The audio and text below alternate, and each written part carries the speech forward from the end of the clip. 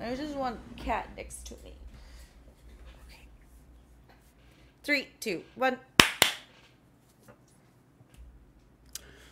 True creation requires sacrifice. No, you have to do the disrespect. Like, what was that metal song at the end? What is happening with the end credits music this season? Again, have your 30 seconds of score and then drop me into the metal, dude. I'm there for orc metal. I'm there for it, and I'm there for Rufus. I can't say his name very fast. Right. Yeah, there's a week Irish in college basketball. Wristwatch. Yeah, there's a week in college basketball. It's called Rivalry Week, and that's how so slow fair. I have to say it. Rivalry Week. Rivalry Week. See, Rivalry Week. Rivalry Week. And then I posted this on my Instagram. I was like, I'm so over this woke BS, and it was, you can't say, it's 3 a.m. in the morning and you just realized you can't say Irish wristwatch. And Yep. I said it's woke. I was joking. Irish wristwatch. Yeah, Irish that's tough. wristwatch. Wristwatch. But then, wait, so Rufus Wainwright. Yeah, it's not easy. Yeah, Rufus and I am there. The song is good. There's a whip. That's all I want. Yes. That's the thing. You're talking to a guy that loves that song, and you're talking to a guy that loves the cold chilling of Ed Sheeran singing after the desolation of Smaug. Like, I'm here for it. Just give me like a second. They're cutting to credits. Give me a second. Just like they're cutting to credit. I think Arondir's dead. Let me breathe. Don't right? Totally. It's like I've been watching like 2 different animes on Netflix, and Netflix has some like sneaky good anime selection, either original or just copyrighted. But their next episode thing is like 5 seconds long. Yeah, the Netflix is pretty egregious for that. Or I saw a video. I think Patton Oswalt put it out where they were watching the end of Psycho. And spoilers for the end of Psycho, everybody. Sorry, 60-year-old something movie. When, Anthony Perkins is just like monologuing in his head with the voice of his mother, and he's like, oh, look at that fly. I won't even hurt a fly. And they'll say, he won't even hurt a fly. But as, that's a very chilling end of a movie. Netflix, like, put it, picture in picture for like, watch, How I Met Your Mother next or something like that. It just like ruined the entire thing. It was... You can't watch a movie on Netflix. It's like barely. My favorite one I've seen was the end of Donnie Darko, where it's just like the saddest thing. Mad World is playing, everyone's crying, and then like I think it was Tubi or something had to sneak one more ad in right before the credits rolled. It was just like, oh god, capitalism sucks. Awful. Physical media, go buy a Blu-ray. Awful. I feel like they have to go in and individually go, okay, this movie we can jump right to watch The Proposal. This movie though, it does, like, you do need to choose which shows. God, there was one show this Disney does this. They have secret end credits and it goes to the next episode before you watch the post-credit scene. Yep. You know what Marvel does. Yeah. Why are you pushing me past this? Yeah, like, give me wild. 3 minutes of ads. Like, Amazon Prime just started sneaking in ads, and now you have to go to Amazon Super Prime or whatever it is now to go ad free. Oh yeah, we did pay for that. Yeah. That's fine, but sure. It's not fine, but whatever. No, yeah, but just do that. Just give me 3 minutes of ads beforehand. I'd rather have like the full 5-minute, 10-minute ad block right there rather than wherever you think, because these shows do not have commercial breaks. They're not edited for commercial breaks at all. It's just going to come awkwardly in the middle of a scene or right when you cut from something in one thing. So yeah. But anyways, the orc metal, even my mom was like, what is this? I think I'm feeling so betrayed how they end these episodes in general that, like, I just sat there and went, okay, fine. You know what it really reeks of to me is someone had the idea and they were watching the edited ending over and over again to the point where they liked it. They didn't have the, detached opinion going, no, I don't think that works. Yeah. They were just like, this is so different, guys. Have you ever heard metal in Middle Earth? If they would have played it if they would have played it when like Dimrod was walking up and like, you know, biting the heads off elves or orcs, you know, you couldn't tell in the dark, and then, you know, stomping everybody. If they would have played that metal song right there, I would have got up and started mosh pitting with my parents in their living room. Like, I would have been throwing elbows and it would have been great. But like in this random like down sour moment, like it's not like, I don't know, it's a little bit of a cliffhanger with Adar in the Ring, but it's not like this moment of rising action. Right. Totally. I understand that. I'm just trying to think, if the kiss didn't convince people this is the worst show ever, then metal showing up when Damrod did would have sealed the deal. Oh my God. I would have loved it. I would have loved it. Like, you're going to do a reinterpretation of Lord of the Rings, of a lot of things, including that kiss. Put some metal in there, man. Like, have Slash... No, don't do that. I was going to say, have Slash, like, on the battlefield, like, whee! I saw someone who dubbed in Iron Man when Tony snaps and steals... And so it's like, they really missed an opportunity because he says, I am Iron Man, and that's how the song opens. And it would have totally ruined it. And that's all I can think of. Wait, like in Endgame? Yes. No. Yes. You did that. They did that in the first Iron Man. Like, and so they wanted it to call back. Guys, there's a limit. There's a limit here. Like, I saw a TikTok where it was like, you know, what if the next Avengers is going to be like, I'm Doctor Doom. Prepare for Doom. Oh my God, this is so peak. He said Doom. It's oh my God. So peak. He said Doom. He said the words. He's Doctor Doom. Oh my God. You guys get that? He's referencing that. It's oh God. Oh, another TikTok I saw, speaking of just like how cooked we are, was how Gen Z is cooked, and it was like a dance, like an operatic dance performance for kids that are like 7 and under or whatever. Like, you know, they used to take kids to Yo Gabba Gabba and stuff. And yeah. So it's like that, but with knockoff Mario, Roblox, and Minecraft characters dancing, going too skibbity or not, too skibbity or not. I think, yeah, go ahead. They said they're cooked. They're cooked. Yeah. Well, someone said they heard it at a concert. They're like, oh, don't worry. They pretend to stop playing, but then they're going to come out for more. It's a TikTok thing. And it's a TikTok. Oh, man. I was just like, oh, that's tough. That's so tough. You know what? Good for them. I'm not hating it on them. They're just going to be like, that. Bye Bye Bye just came on in the Fortnite shop as an emote, and they're like, oh, it's the Deadpool 3 song. I'm like, oh God. Let them have it. Let them have it, and we can have our own. Right. I also went to a tire okay, shop. This is the last one. I know. I'm so sorry. We're old guys, we know. I went to a tire shop yesterday that was playing old videos from like Boys to Men, and then O-Town came on. Hell yeah, O-Town. I was living in a different world. I can't believe that was peak CGI. Anyway, welcome to Podcast of the Rings. I'm Jessica. This is Ben. This is the penultimate episode of season 2, The Rings of Power, Doomed to Die. Saw someone online literally like guess this was going to be the title. Good for them. Not a bad episode. I'm just going to say, I think that there are genuine criticisms about like the pacing. I didn't mind the pacing at all. There were some interesting choices.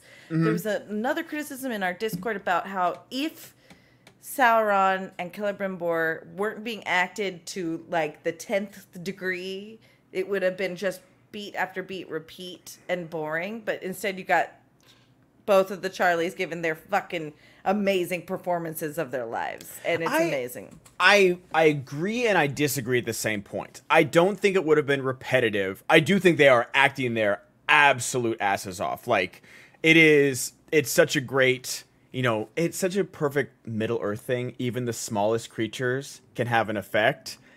And it was a mouse. That's a really good point. Like, I love that. But yeah, the Charlies are just absolutely owning these scenes, and how Anatar is going from, oh, have you finished the rings? I want the 9! Like, growling, literal growl. He's so good, and I want the 9. Sorry, I just It's just Good Lord. Oh my God. Sorry. You're awakening something in me. That's why I repeated it, because someone said when fanfics and romance people write, he growled, this is what we mean. They need to say that like in like a porn, like the Lord of the G-Strings. I want the 9, but you know what the 9 is.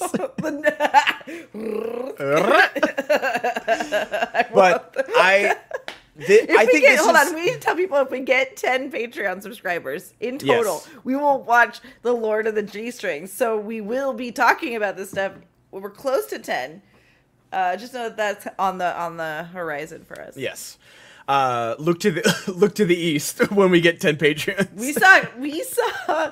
We saw Elrond break. His whole world shattered this episode. And I think that's where people kind of, I don't say don't like this, but they don't want to see.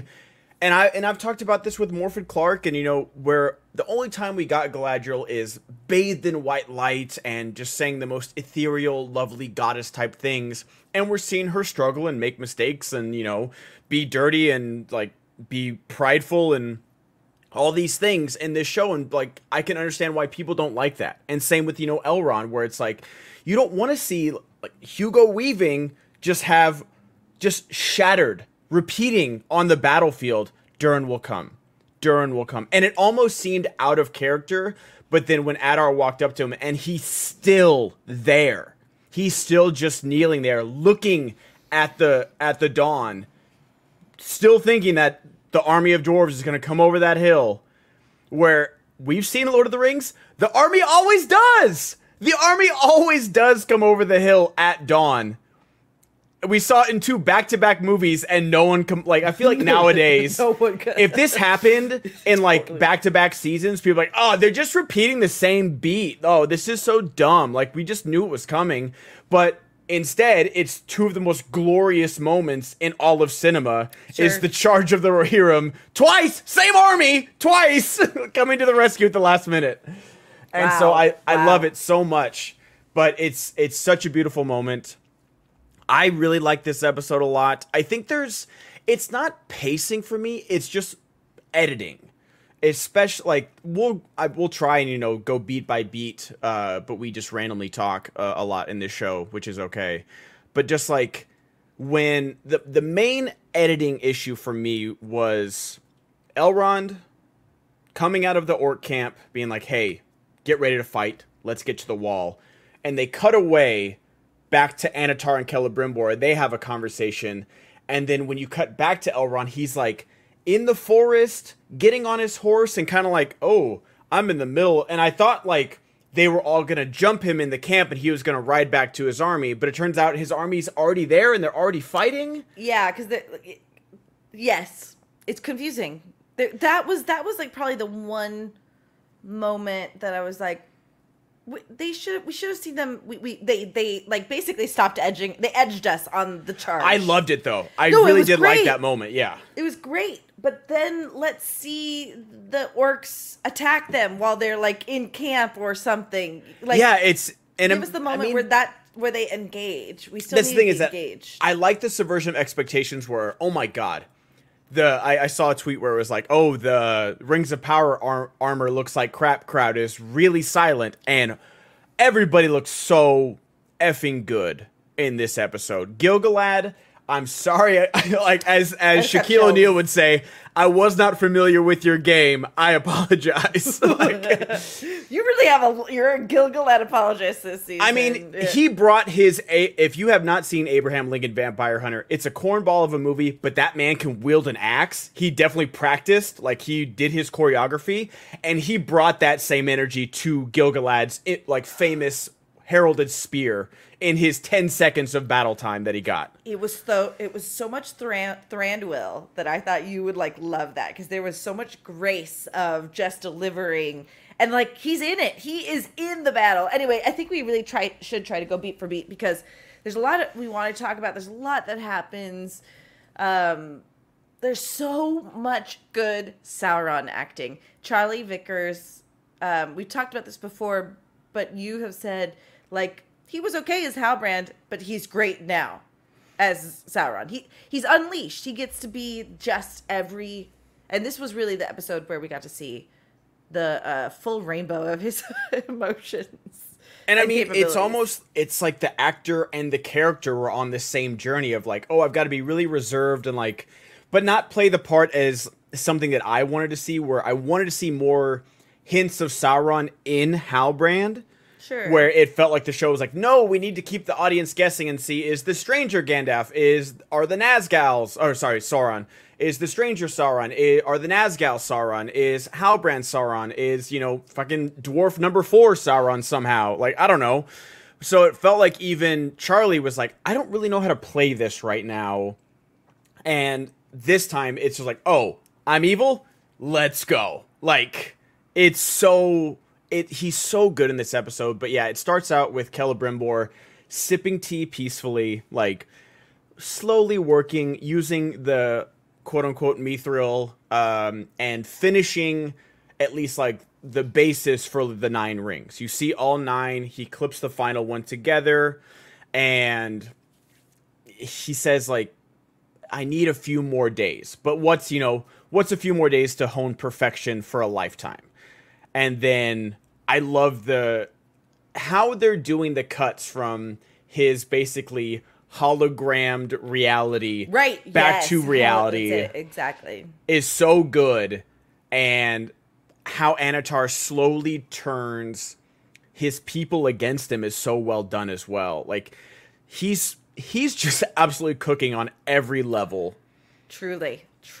And it's so heartbreaking to watch, because we have the dramatic irony of knowing that he's not the crazy one, but you can see how someone who's sociopathic or manipulative like this and good at it has planted all the seeds they need to plant in order to give people the just benefit of the doubt, so it makes it seem like it's their decision. That's the thing, is that I've said it before on this podcast, like, I hate those meet the parents, you, me, and Dupree were like, one conversation could handle this entire movie. I realize we wouldn't have a movie, but it's a frustrating thing to watch people just kind of spiral out of control to where, couples end up divorced or, on the rocks or whatever have be.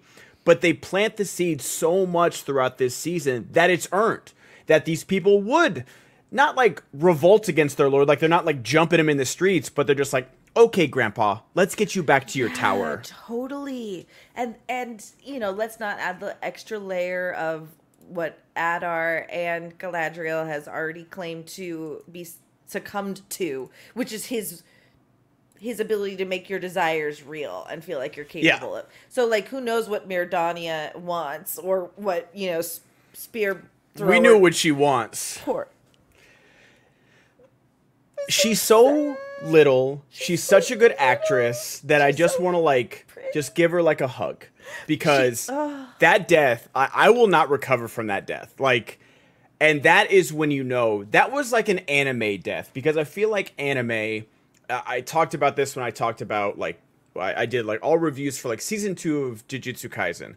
And I feel like anime is, I don't know how they do it, but they introduce these side characters in like 1 or 2 episodes, 1 or 2 scenes, or like if you're reading the manga, it's like 1 or 2 pages or panels or something, and you fall in love with them. Mm-hmm. Like there's this character, Ino, where you saw him in season 1 and he seemed like kind of like a brash, cocky idiot. And then in season 2, you're like, oh, I really like this guy. And then an episode later, you think he's dead. And you're like, oh my God. And you're sick to your stomach about it. And you're like, why? I didn't even like this guy in season 1, but I fell in love with him in season 2. And that's who Mirdania is. That I feel like is such a great testament to the show, that in such a small amount of screen time, basically 3, maybe 4 interactions with a main character, you really root for her. And you feel sorry for her because you see her and she's not dumb. No. You don't feel like, oh my gosh, like, I'm listening and watching to Game of Thrones and Sansa's the most frustrating character, even though you've learned to love her. Yeah. But you're just like, oh my God, girl, will you pull your head out of your ass right now? But that's not Mirdania. She has a reason to feel this way, and she's just being slowly like, he's just like tugging on the fishing line every time she bites. She's like, oh, don't want to lose it, but I'm going to keep pulling you in. And it's so well done. She's the one who asks the questions. She's the one who asks for clarification. She's the one, and he's like, All right. Well, you asked. And now I am going to say you're right in the respect of how they dealt with Mirdania was wonderful. So that when what happened to her happened, it was, you know Clip what I it. said. Clip it. When what happened, it did happen. When what happened to her happened. Jessica will be running for office very soon. I laugh like Kamala, so let's go. My aunt has such big Kamala energy and is a Trumper, and I have to tell her. I love it. I love it. I really got to tell her.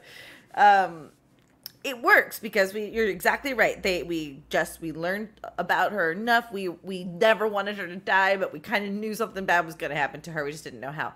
They failed with the two other elves in making us care about them, with Rian the archer, who had the Boromir death, and then the other guy who was scouting to see if the dwarves had come.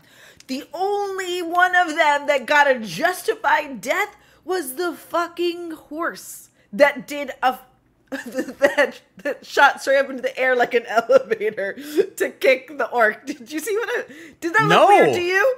No, I missed that apparently. Kick? You missed the horse kick?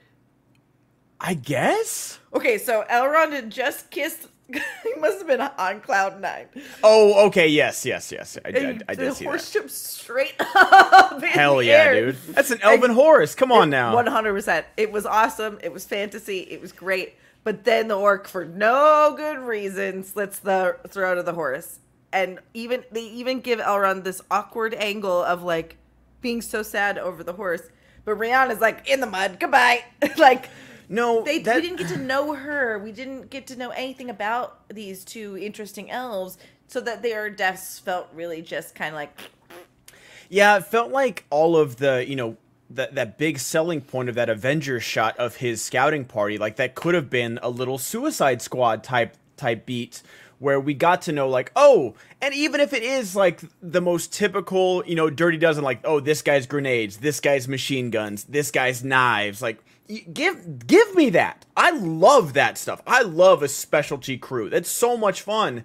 But when they do that, and it's the same with a Region, and I've said it about kind of every major city, but like, apparently like 15 people live in a Region, and they're telling me like, you're gonna kill thousands of people, we have to save thousands of people. I see like 15 archers on the wall, and a dog.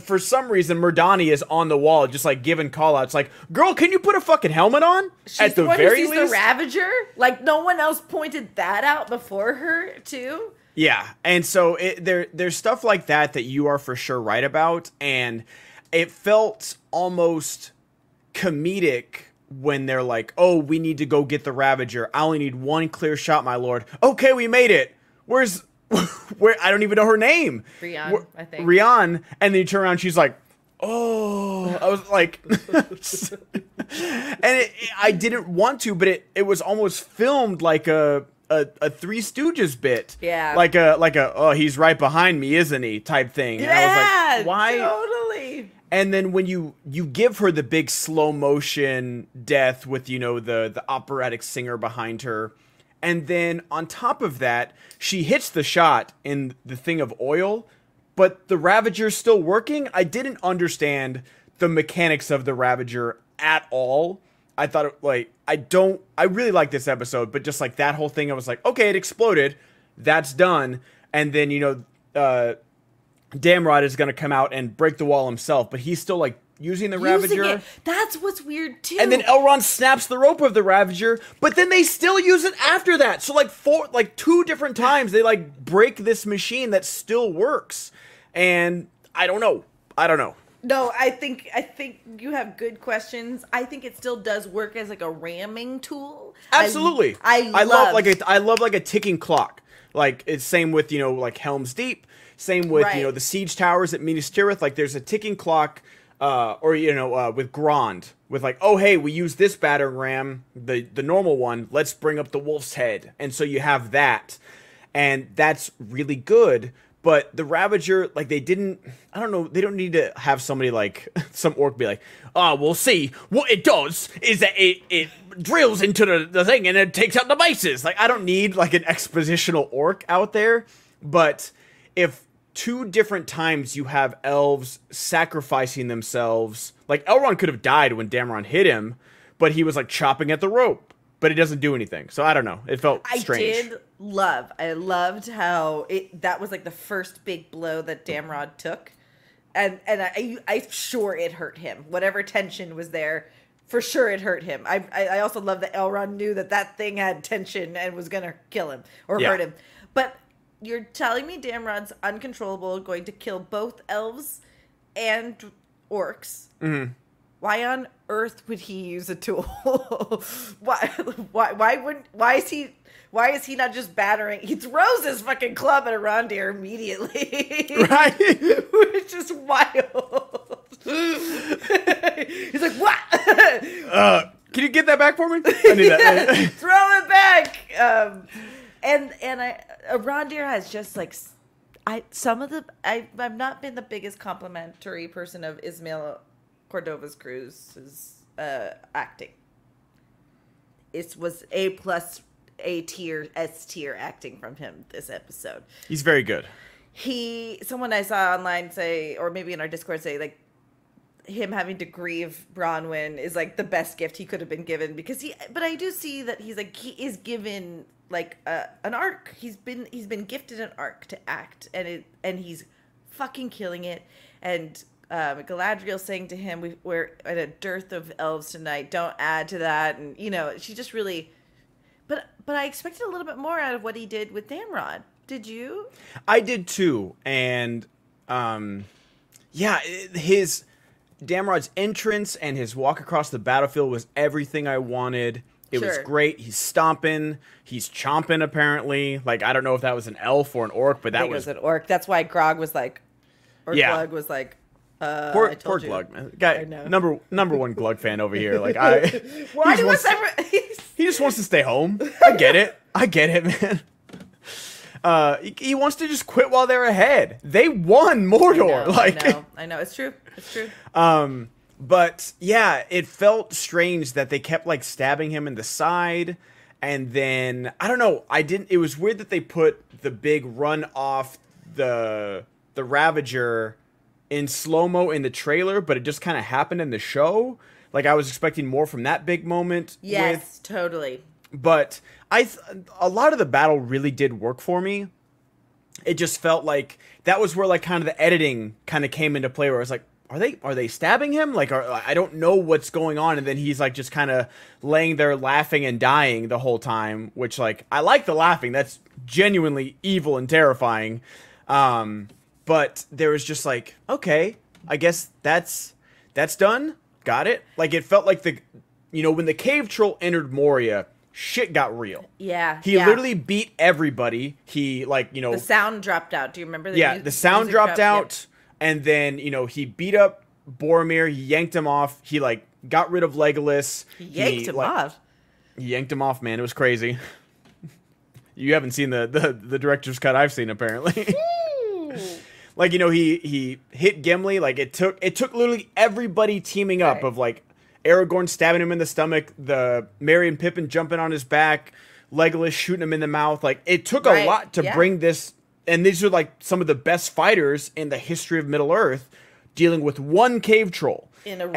In a small room. In a small room. And so it felt strange when he just kind of, he's like grabbing arrows and throwing it back at people and throwing his shield, and then suddenly he just like falls over once and then he's just done. I didn't quite understand how now he's dead. No, that didn't really work for me. Like that, I feel like bring in Gilgalad. He's got the perfect weapon. Like, oh, sure. Yeah. That's a really good point. Give him a moment. I mean, the battle on the field, what he does with his choreography is fucking amazing. Yeah. Give him a moment. Give him a win. Why not?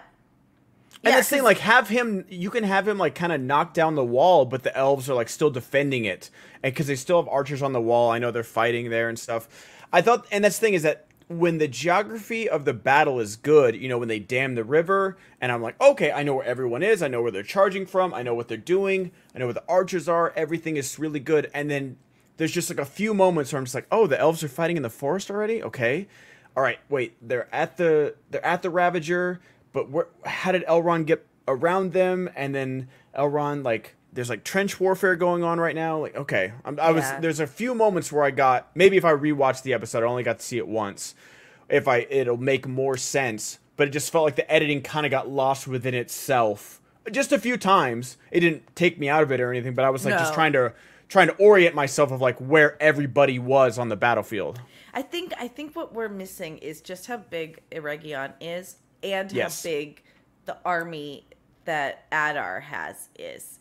And so, because then all we saw was this small part of the river where the Ravager was, right? The other thing that bothered me is the orcs are literally floating across the newly dry riverbed.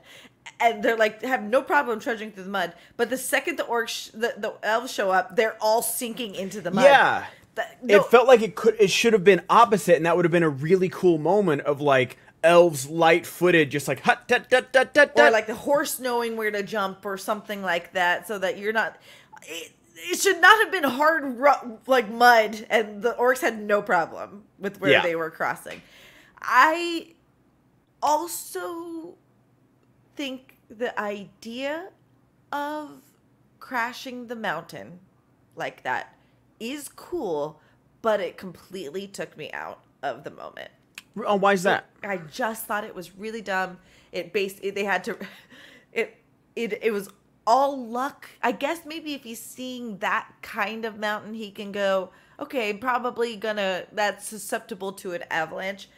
I really found it unrealistic he could reliably expect that to dam the river. I just thought that was unusual. I think it's just like a timing thing for me, where it's just like immediately the river, like you see the rocks crash, and then you see a reindeer come up, and the riverbed's dry. I'm like, oh, that was really fast. Yeah. But I thought it was like a clever way where,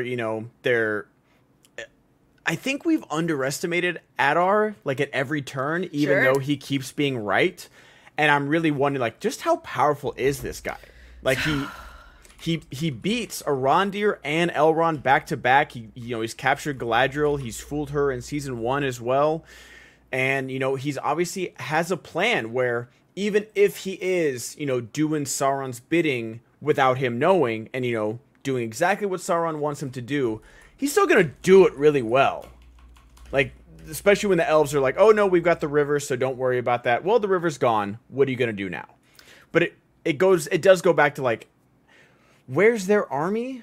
Where's Eregion's army? Is it like a city of art? And, just like they don't have that many soldiers? I can't imagine they would. And also, they do have the river as, like it's a peaceful town, city, kingdom, realm, whatever, with like really good vantage points. I guess I can imagine that being the case. That's fair. It really is fair. I saw on the internet that that some people think Adar is someone else that was actually in the books. It's probably stupid that I'm even bringing it up because I can't find it now. I'll try to see if I can find it while we're talking. But okay. But that he is super powerful if he is this person that people think he is. So. It's possible, and I saw a theory that if he's got Nenya, he might like revert back to his old elvish form. It might like heal him. Oh, that's interesting. I'd love to see that, and maybe that would be a big what he reveal. Would want, you think? I don't know, but I mean, I don't know how he would control the power of the ring. This is all kind of like new territory of what the powers of the rings do. They're kind of not rewriting history, but reinterpreting it. So anything could happen, and I wish there was 10 episodes because I know it doesn't feel like we only have one episode left. There's so much to cover here, and not in the history of the rings, but in the story that they're telling. And that's my biggest problem, is that this episode should have just been Eregion. There should have been no Moria in here at all. Besides Elrond calling to Durin. Yeah. Which is oh my god, that scene was so good. And it speaks to how good this season is that we haven't missed it. We haven't needed it. But man, when these two get together, it's still the best. It's still the best. And Durin might be the best. Because when he does the rallying cry and Khazad-dûm, and it is fucking incredible. No one else is, and you do get the joy of I was gonna say no one else is bringing this kind of level. Dwarves have the joy of being loud and boisterous and enigmatic. He is the extrovert of the group, so he does get to look like he's the fucking best. But he's killing it, man. And their scene between them, I missed it. I really did. It actually I did too. It made me feel sad that this is the first time we're seeing them in 7 episodes. But at the same time, it works because 8 episodes so far, up to 7. It took 7 episodes to see them. Is my point. Oh, I meant like we didn't get to see him in the finale either for last season. Oh, yeah. I hate it now even more. So people thought Adar is Maglor, who is one of the sons of Feanor. Okay. Yeah, there were people like starting to talk about like that's why he might know Galadriel or something like that. There might be more to that than. Okay.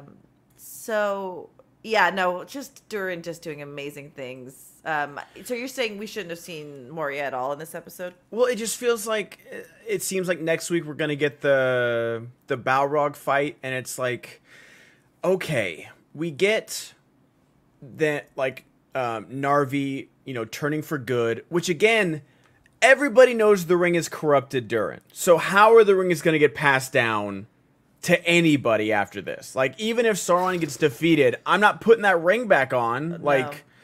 And so I'm wondering about that. Yeah, it's a big question mark. It happened so fast. Like Durin went from 0 to 100, like during the Elder, went from 0 to 100 with his ring corruption, to where do the rest of the dwarves? We don't even know if the dwarf lords have the other 6 rings. I think the gold that they were given means that the kings or the lords were paying tribute in order to get them, but we don't know. We don't know. We don't know. Up to. Like they showed mining, and then they showed wheelbarrows of gold being brought up. Again, no mithril. And then the next scene, the throne room's empty, so I don't know where the treasure went. And so I feel he's fucking shoving it up his ass. It's possible. That was so crass. It was crazy. Jesus Christ, that was so much. Where did that come from? Where did that come from? What? I've never been called crass. That so was true. wild. I'm so sorry. You hang out with your parents for 2 days, you become a fucking sugar dumpling. Okay, that like I'm fine with cussing, but just like I don't just like shoving it up his ass. Okay, Grandpa, let's get you back to the home. No, he is Sauron. But yeah, and now we're getting the Balrog fight next, which we've gotten one Disa reverberation about it, and it's just like... You mean next season? Or this... It feels like next episode is going to be the Balrog fight. Like, you're telling me Durin the Elder, with the power of the ring, beat all of Narvi's men, killed them off screen, and now he's a threat because he's mining by himself with one pickaxe? Got it. I understand now. I just thought we were going to see a showdown between the 2 Durins, but I think you're right. They're going to end it with the Balrog truly being awoken. After because why would they dies. need the army to stay if it wasn't for like they need an army to beat Durin? Like, well, I mean, poor Narvi came in bloodied and poor guy. But that's the thing is that we just got that off screen. It just like we see him grab a pickaxe, and then suddenly I didn't know Narvi and them were guarding the room that Disa and Durin were at. Like, we have this rousing speech, which I love to see, but why are they speed running this? I don't know. It's so strange. Like, the storyline that we have so much to do, so much ground to cover of like, hey, you introduced the Balrog in season 1. Seems to be a bit jumping the gun. And you can keep Chekhov's Balrog there, because we know Durin's Bane, we know that to a T. Keep it there. And you need like generations of mithril to come out of this place, and you're talking about it. We never see it. We're seeing Durin the Elder speedrun his like political corruption and corruption with a ring, and now suddenly we're going to be fighting the Balrog. And like, are they going to leave Khazad-dûm next season or at the end? I don't know. Like, that plot line is such a mess, and it's so disappointing because Disa and Durin, the actors, are so good, and so is Narvi and Durin the Elder. Like, they're all doing their jobs so amazing, but out of everything that's so ill-timed, where the Stranger storyline is better than this one this year. Like, yeah, you're so right. At least it's like taking the time with, you know, his Yoda journey with Tom Bombadil, and like, oh, you're gonna have a big decision to make. You think, you know, are you gonna fight for evil or go save your friend? Oh, they're gonna combine at the end of this episode. Of course they are. I get it. But this Khazad-dûm storyline is such a mess, and I wonder what we lost with the strike and with the showrunner, Sure. and with if this season had 10 episodes, which it should, and the fact that like it takes 2.5 years to get 8 episodes. Like, I don't know, it's such a mess with that, and it's really disappointing because the actors are putting in the work and they're making me care more than I really should about this storyline. But they're betraying us at every... Yeah. Yeah. It's a very good criticism, and it's a real criticism. You know what I mean? It's a good... I don't want to go into this criticizing it either, but you're so right. Why make it 5 seasons? Make each season show us the fall of each... I don't know. I don't even have the answer, but you're just totally right. The things we've been...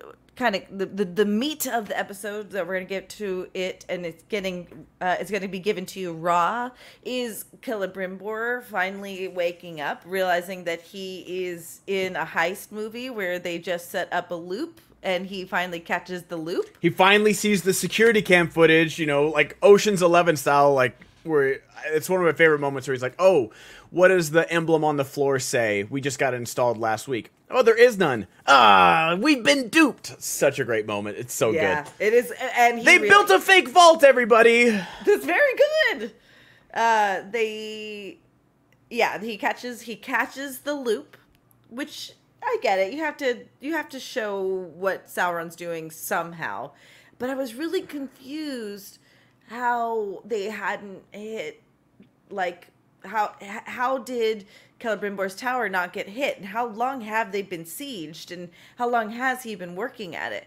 And finally, when the veil is lifted, once Celebrimbor's like, no, something's wrong, and like the jewel is missing, and oh god, he's doing such a good job. Yeah, the candle hasn't burned down, which is a great thing as well. So good. And like, it's really silly actually for Sauron to create a mouse in this environment. Is like kind of going, okay, just gonna put a mouse in there, and like the embers. I wanted him to finish the sentence like, even the embers what? The embers what? Like, what do you make the embers do? But then when you get the reveal of what the state of the forge looks like, actually, that probably rocks did hit this guy's head. Yes. The tower's destroyed. It is heartbreaking. And this is another thing where I wish we kind of just got like some time, because sieges, like the siege of Minas Tirith, it feels like it takes place in like one night. When like sieges really take, it does. And you know, but even though we kind of know that, like King Theoden says, like it's going to take 5 days for us to get to Minas Tirith, and so maybe 5 days have taken place, but we don't really see that. And same here is that we see the destruction, and I just wish we got a little bit more time of like, okay, they've been launching catapults over the river for how long? How long has it been that he's been in this tower? Because he even says like, oh, what's a few more days? So apparently, even after he finds out like how long are they fighting out there, that he's like trying to finish these rings. How much time is he working? You know, and I wish they'd shown that, but I kind of love the mystery of it too, of like how like. And that goes into how Anatar gets him to betray his people, of like, he's been up there for a while, not talking to anybody. He's shunned everybody with his anger and resentment of like, oh, you guys aren't good enough and all these things.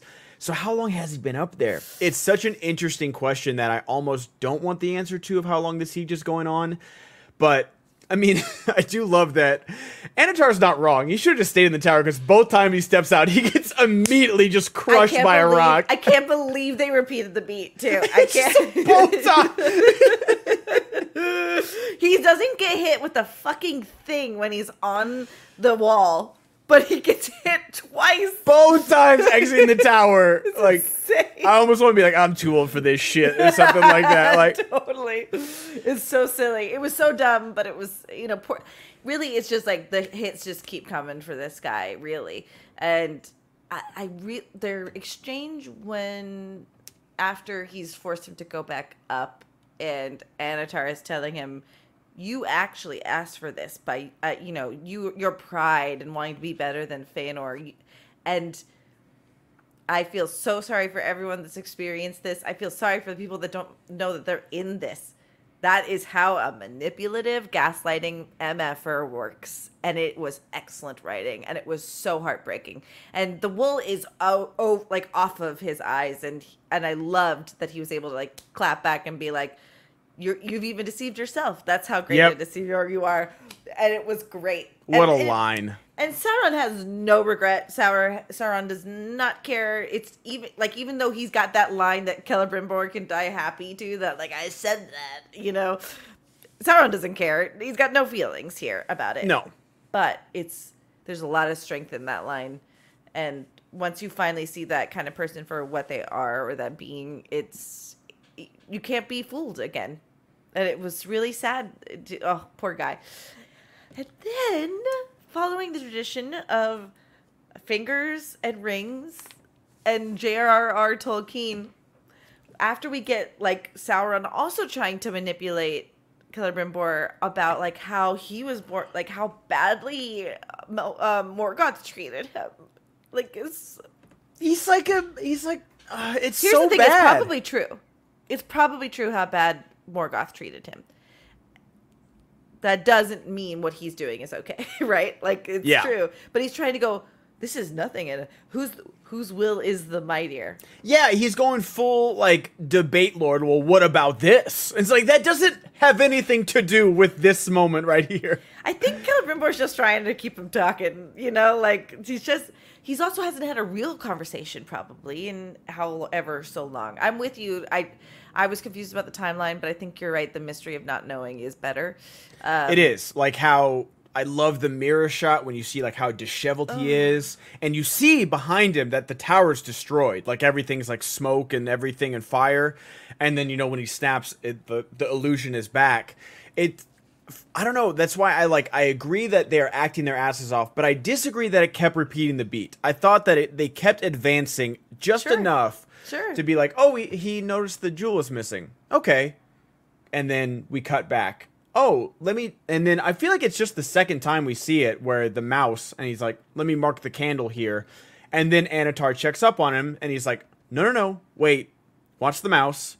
Look at the coals. Look at the candle. Like the man's been up there for weeks. Like, you do not go this insane and this meticulous of noticing everything in your surroundings is repeating itself without being up there for a long, long time. It's like, hi to Mr. Mouse is so sweet. It's like Groundhog's Day, where it's like Bill Murray learns how to play the piano like fucking Ray Charles. Like, how long do you think he's been in this day? When you think about how long he lived in that town and what he was able to accomplish. Whoa. Do you know that they deleted the scene as to why that happened to him? And the movie is better for it. What? It was originally written that he broke a girl's heart, and she happened to be a witch, and she cursed him. Don't tell me why. So much. No, because he was treated her like shit, and he's like, you won't be able to break the curse until you fall in love. He doesn't know that. He just wakes up in this town. And they cut that, and it's such a better movie for it. Oh, yeah. Like, it feels... I didn't need, like, a specific thing for him to do that, because you just, like, in the one day you meet this guy, you're like, yeah, he deserves this. Yep, totally. 100%. And then Andy McDowell has just said her absolute hottest in that movie. Insanely hot. Yep, totally. So, yeah, when he talks to the little mouse, it's probably the most sweetest thing. He cuts his finger off. It's horrible. The thumb, too. Like, I know. Why did he use that thing, though, to cut the chain? That's what my parents said, too. I mean... Yeah. Right? Am I wrong about that? My dad broke me so bad, and I literally had to pause and walk out because I was so mad at them. It's the most serious, intense moment, and he goes, "We'll see whose will is mightier," and then he cuts, and it's almost like a Dumb and Dumber moment where you're expecting him to give like this, like scream, and so my dad just goes, "Yours is," like a Chevy Chase moment. And I was like, okay, stop. We are taking this serious. We are not making jokes. Come on now. Come on, Dad. But it is like twice in this show where it's borderline comedic beats that they give these terrible things that are happening. And so it is just begging for someone just to slide a, what about that? like in there. You know, I actually can see the draw for haters now to hate watch this because you can B movie this or D movie this really easily. You totally can. Okay, so then he hides the rings. He gives them to Galadriel. She gets them. But the reason why I'm holding off on this is because it's arguably the most I don't know. There's different ways you could feel about the kiss. You can say controversial. I couldn't find the word. Mm-hmm. So now I have the word. Thank you for giving it to me. So it's a controversial kiss. I just wanted to save that towards the end, and I'm sure I'm forgetting stuff that happened in this episode, but I'm curious how you felt about it. It's the only reason I find it tough. I realize and I love the part where Richard Arameo, I was not familiar with your game, sir.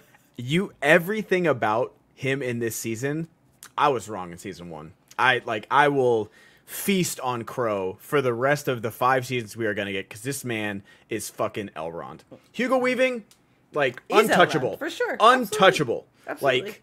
But he is this Elrond for sure. And the charge, the battle cry leading up to this, his armor looking slick when he revenges his horse and stabs him and says, "Die" in Elvish, and then catapults the motherfucker. It was like, oh my god, it's like a video game combo right there. And then his meeting with Adar, where he's like, "Oh, I think you're better with a scroll than a sword." And he's like, "You've never seen me do either." Just fucking cooking. Just cooking with the pot, baby. And then even when he gets him in the 1 second that he's got Adar in his blind spot, he unclasped like a little pin, just whoop. And I saw it and I was like, what was that? Yeah. And then I understand the kiss being camouflage for the exchange. I thought he was going to have, they didn't open their mouths enough, obviously, but I thought it was going to be like the old pass the key with the tongue thing. Gotcha. Or the ring, with the kiss. Because I've seen that, plenty of jailbreak movies, when the wife comes to visit her man in prison, oh, big kiss. Oh, I got a paperclip in my mouth now or something. We just learned a little bit of a fantasy of yours, I think. Just a little bit.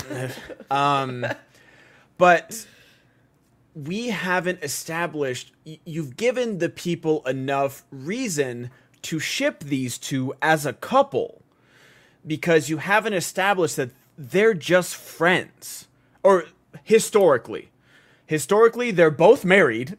She's his fucking mother-in-law. Yep. And so, I don't need my rings of power to go full Pornhub here. I just don't need stepmom, what are you doing in my rings of power? And so, yeah. And so I understand the complaints because you have given of a will they won't they kind of vibe to them. You haven't given that he just loves her. People ship, Frodo and Sam. I'm sorry, that for me that's purely platonic love and it is on screen. It is on screen that is platonic brotherly love. Elrond and Durin, platonic brotherly love. That's what that is. And so you given the will they won't they crowd enough fuel to ship, Eladriel or however Gelrond or however you want to combine their names, which is what everybody does nowadays. And so I understand why people don't like it. I saw it once I knew that it was a key exchange, a lockpick exchange. I was like, okay, that makes sense. But I understand why people don't like it because you've leaned enough towards that to tell people like, no, you have messed with the lore enough. Yes. You have changed things enough. You are not gonna do this. Yeah. And that's a legit criticism. Now, granted, are there gonna be trolls that scream woke and DEI and SJW out there? For sure. But there's enough lore breaking that you're like, I understand it's a reinterpretation. Okay, that makes sense. Gandalf shouldn't be here yet. But okay, I'll allow it. This happened 3,000 years prior. Yeah, this is a bridge too far. And I understand why. I do. Did I miss a will they, won't they vibe because I know that they don't? Like, I think you did. Okay. Because we know, because she's talked about her husband. We know Celeborn. We know Elrond's Celebrimbor. Like, we know they're out there. Or historically, they're supposed to be out there. Sure. But that's the thing, is that I feel like we talked about it last season. Or, maybe it was the same with in The Hobbit. They did it with Galadriel and Gandalf. It's true. They did it there too. It's like, I don't know. Galadriel's taken, everybody. She is married happily. And I don't know why we keep shipping her with not Celeborn. Put Celeborn in the story. I'm sure he's pretty fucking cool. I'm sure he's cool, and we need to know that what she's fighting for at this point, kinda. Yeah. Like, you can't tell me that she's still avenging her brother. Like, is that what she really is fighting for? Now, I think I saw Richard Aramayo say something about, like, I was really against it. I think this was an authentic interview. He's like, I really didn't like the idea of this, but then I really don't see this as a romantic kiss. I think this is how they're exchanging care for each other, and it happens differently in Middle Earth. But I don't think that matters whether you can show affection differently. Yeah. This is media you're making for a Western world, and when someone kisses, it's a romantic thing.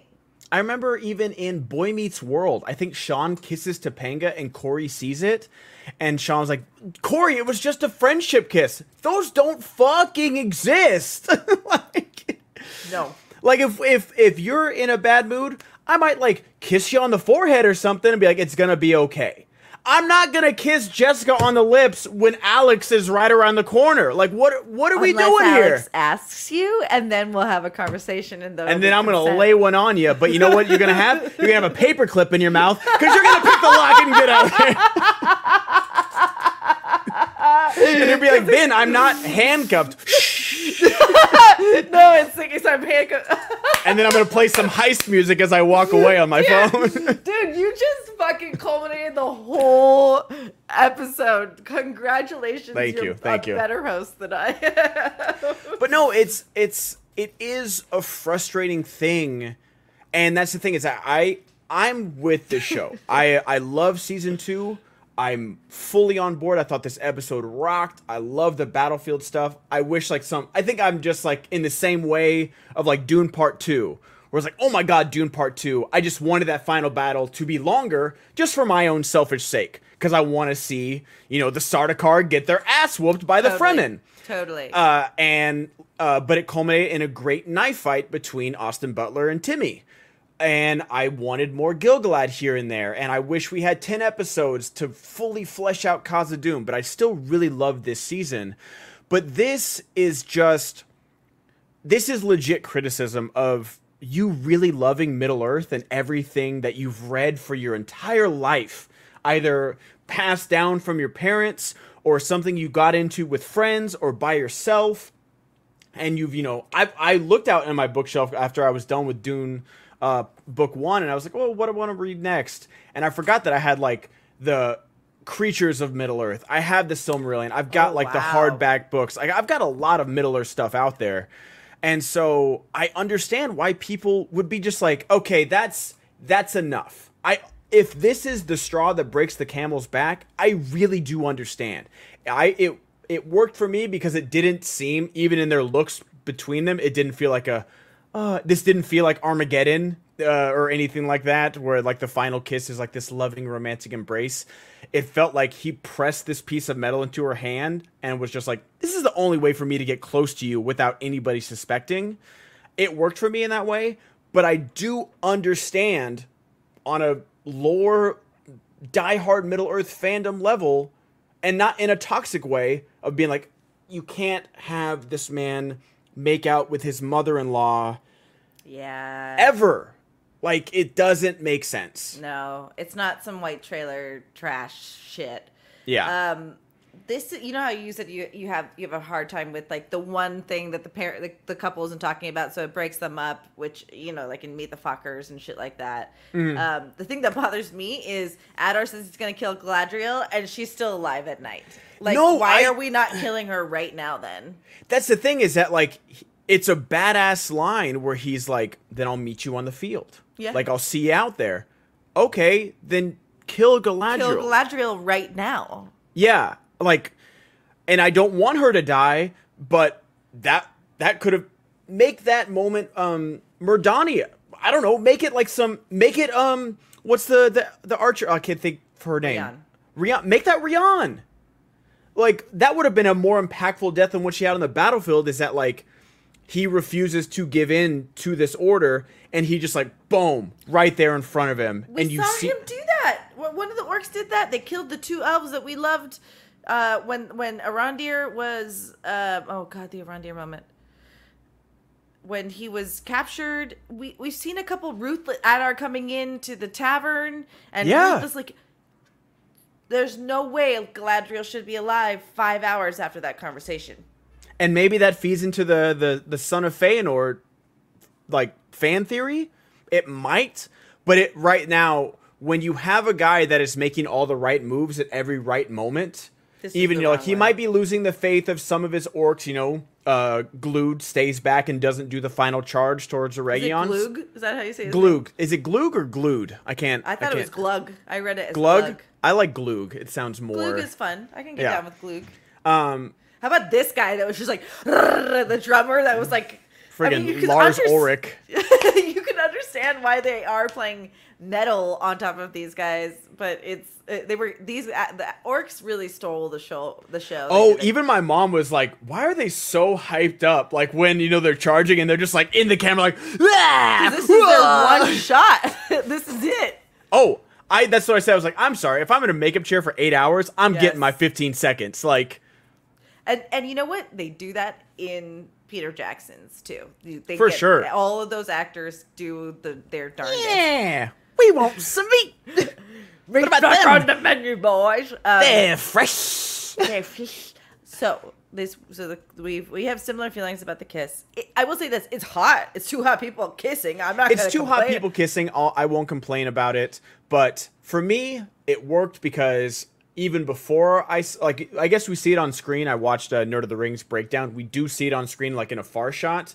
And Glug, I think, sees him take off the pendant and lets him because he's like, Adar, and like the fact that he even says like, oh, he's unarmed, like he kind of that's interesting. Maybe he's a little double agent him, like, you know, he's not on the elf side, but he's not going to help Adar anymore. That's interesting. Yeah, because it felt like the quick line that we had in the previous episode. I was like, no, it's in the book. The Valar says she could take his place. And like, the way he was so quick to go, he's unarmed, man. We already talked about this. I said, take the staff. We just watched a 2-parter Star Trek Voyager that has Brad Dourif as a special guest. And it's incredible, Ben. He's so good. He's incredible. Did you ever watch Deadwood? Mm-mm. Great HBO show, Western with Timothy Olyphant, like this insane cast.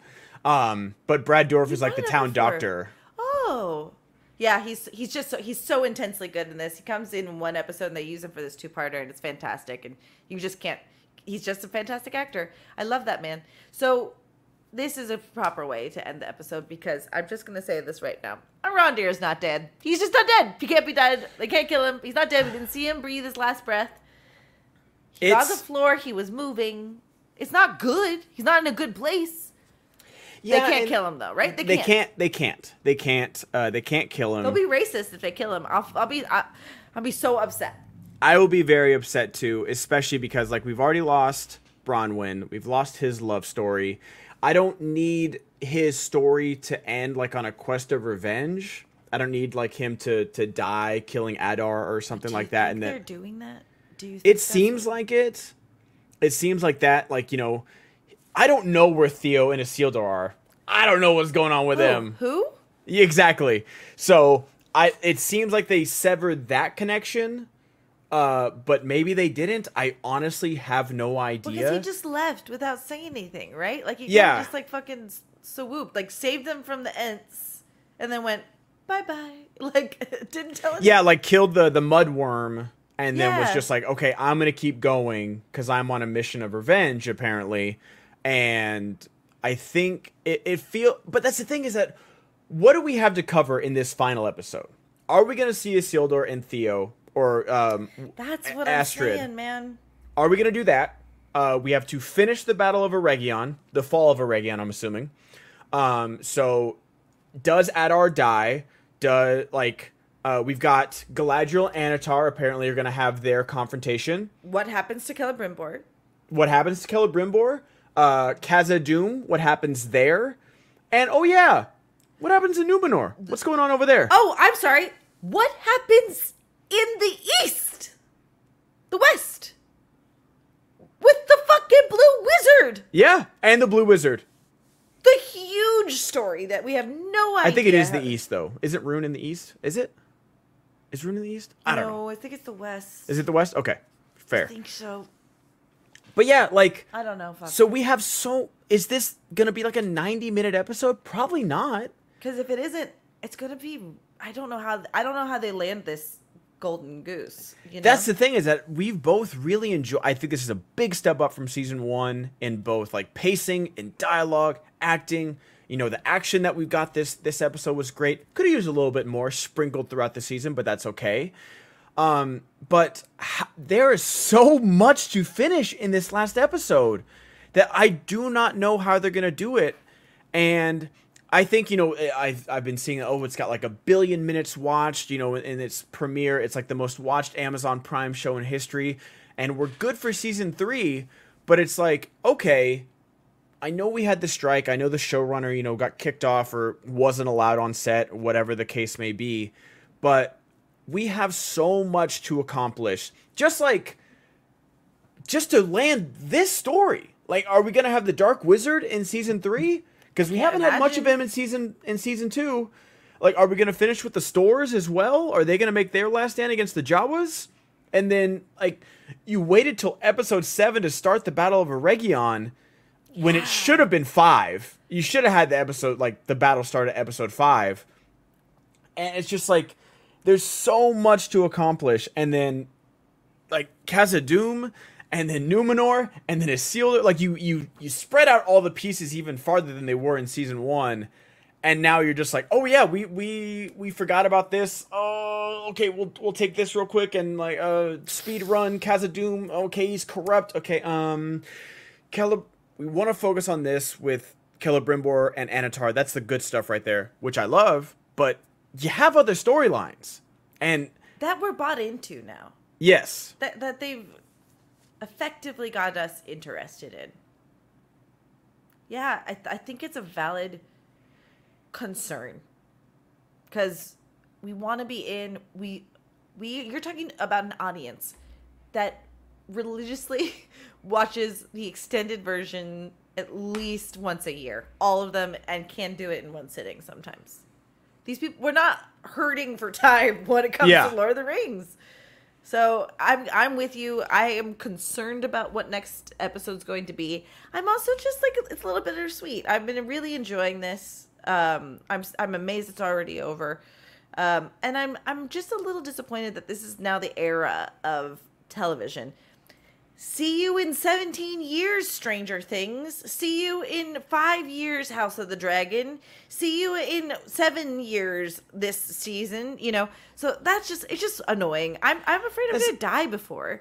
No, you know? it's insane. Like the fact that, you know, we are doing our Game of Thrones podcast over on Patreon, join our Patreon, and the fact that we got a new season every year. I think until like maybe the final few seasons, then they're like, okay, they're going to be longer episodes, so we're going to take some time. But I'm pretty sure we got a new season every year. And like, I'm sorry, if the CW can pump out 22 fucking episodes of The Flash and Arrow and Supergirl and Legends of Tomorrow every year, like, it's crazy that like even even really good television like Severance, it takes place in an office. Film the fucking show.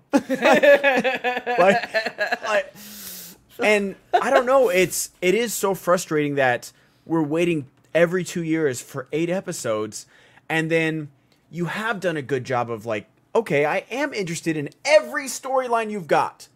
You know, I was a little iffy on the Harfoots. You know what? I'm in. I love Daniel Wayman is really pulling his weight. I like Tom Bombadil.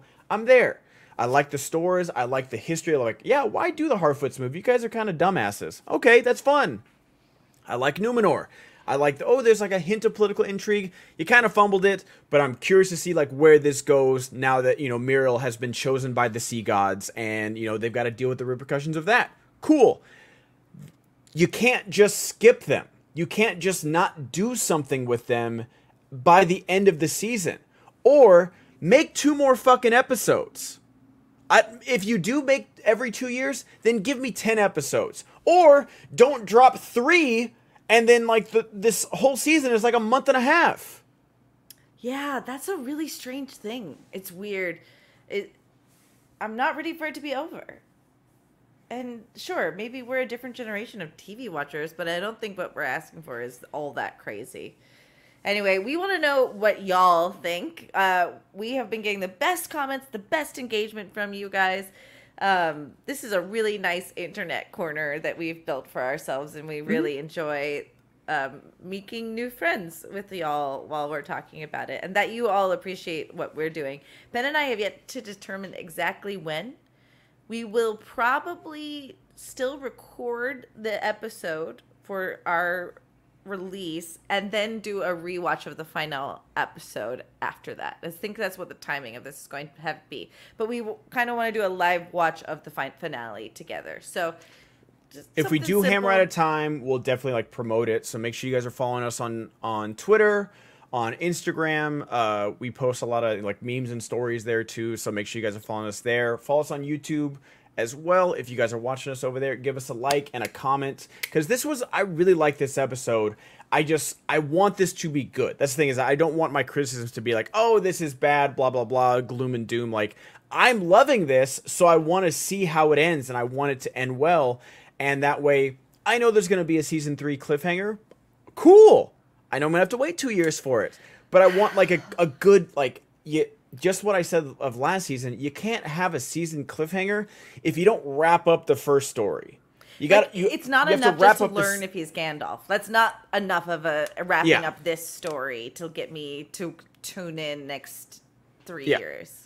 And I know, like, we've said it before, it's going to be 5 seasons or 4.5 seasons of our main characters getting their asses kicked. Because that's the story of Sauron and the story of Middle-earth. They lose a lot. That's all I could think about when I was looking at Celebrimbor and Arondir. It was making me really sad. It made me really sad. So I'm really, really excited for the finale. I wish we had 10 episodes, but you know what? It is what it is. So we will watch the finale, and thank you guys so much for all your nice comments, all your fan theories. They've been great. I've loved them. I love reading them. I interact when I can. But yeah, join us on our Discord. We're talking a lot in there. People are really good about spoilers there too. They don't like post spoilers like basically until like Saturday or Sunday. So it's great. But they block them out usually if they if they watch it recently. By the time they pretty much seem to respect by the time Ben and I have watched it, which is good. But it's very respectful. It's very fun. And truly, when people share either actual lore or their opinions or their theories, it helps widen my perspective a lot too. So this is a conversation. We're just involving you guys. So go to patreon.com/podcast of the rings. You can join as a free member there too. So that's one way you can keep up with what we're doing, when we're doing it, and how we're doing. When it happened. Ben? Yep. And until next time, my friends. May our paths meet again. Where there's a whip, there's a way. All right, let's do a picture.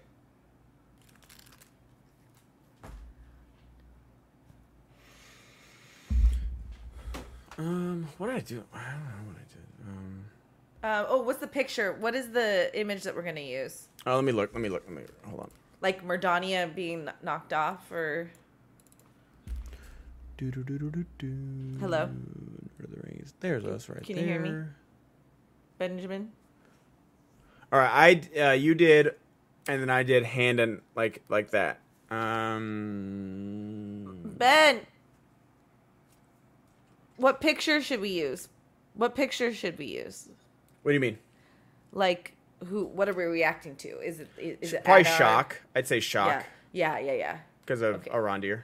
Okay. Oh, yeah, sure. You do it.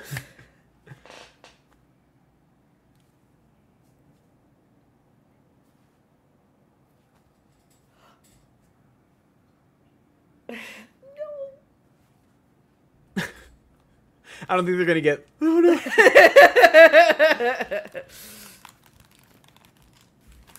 Acting. Acting.